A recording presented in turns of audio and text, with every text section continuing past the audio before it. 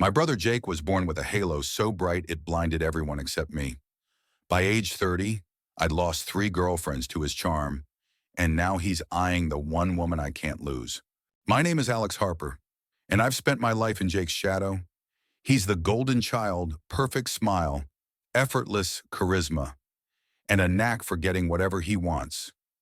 Growing up, Mom called him her little prince, while I was just reliable Alex.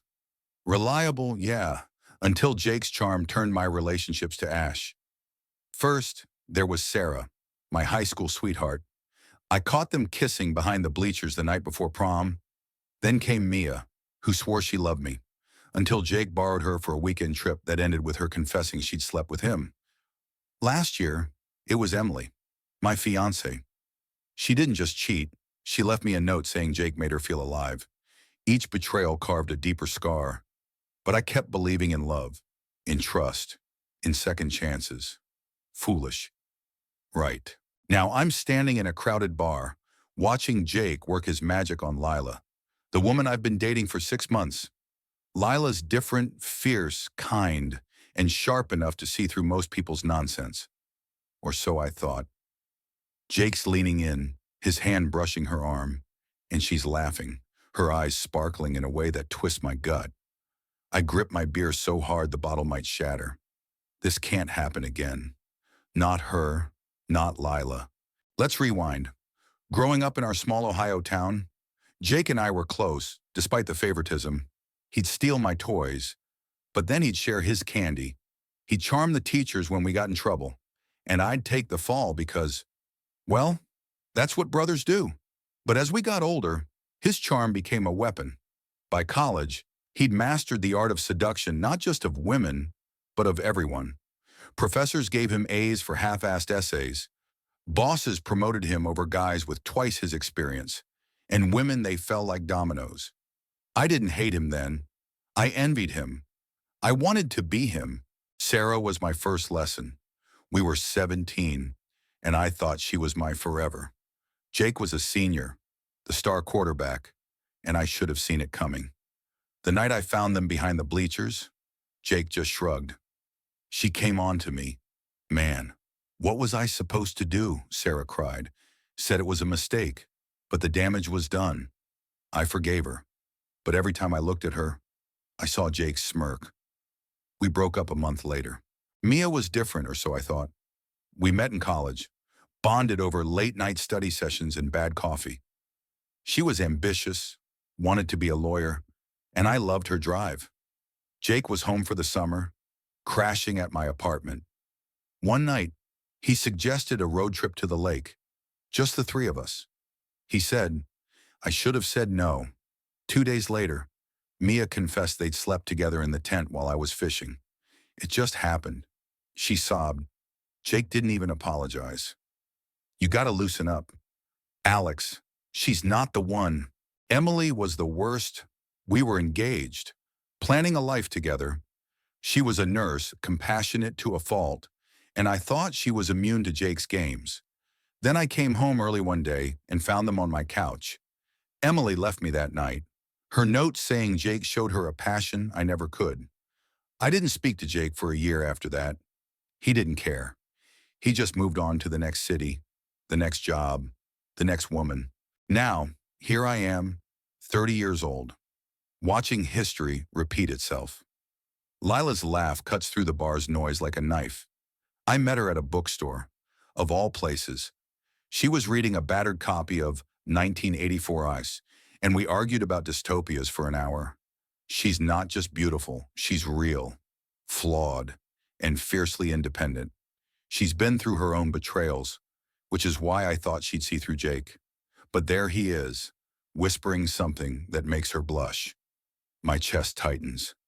I can't lose her. Not to him. I cross the bar, my heart pounding. Lila, I say, louder than I mean to. She turned, surprised, and Jake's smirk widens.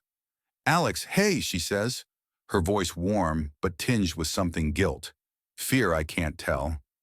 Jake leans back, sipping his drink like he owns the place. What's up, little bro, he says, and I want to punch that smug grin off his face. Walk away, Jake, I say, my voice low. The bar feels quieter, like the world's holding its breath. Lila's eyes dart between us, confused. Alex, what's going on, she asks. I want to tell her everything, Sarah, Mia, Emily, the years of betrayal, but the words choke me. Instead, I grab her hand. We need to talk. Now. Outside, the night air is cool, but my blood's boiling. Lila pulls her hand away, crossing her arms. What was that? Alex, you embarrassed me in there. I take a deep breath, and the dam breaks. I tell her everything, how Jake's charm has ruined every relationship I've ever had. How he's the reason I'm scared to trust. How seeing him with her tonight felt like a knife in my chest. Her face softens, but there's a flicker of doubt in her eyes. Why didn't you tell me this before, she asks? Because I didn't want you to think I'm just the jealous brother. I say, I wanted you to see me for me, not as Jake's shadow. She steps closer, her hand brushing my cheek. I do see you, Alex, but you have to trust me. Jake was just being friendly. I'm not them. Her words hit hard. She's right, I've been carrying Sarah, Mia, and Emily like ghosts, letting them haunt every moment with Lila. But before I can respond, Jake steps out of the bar, his grin gone. You telling stories? Alex, he says, his voice sharp. You always make me the villain. You are the villain, I snap. You took Sarah. You took Mia. You took Emily. And now you're after Lila. Jake laughs. But it's hollow. You think I made them cheat. They chose me. Alex, maybe ask yourself why. Lila steps between us. Enough, she says, her voice like steel. Jake, you don't get to play games here. And Alex, you don't get to treat me like I'm some prize to be stolen. I'm not your ex's. I'm not going anywhere. She turns to Jake. And you stay the hell away from me. Jake's face darkens, but he doesn't argue. He just shrugs and walks back into the bar. Lila takes my hand, her grip firm.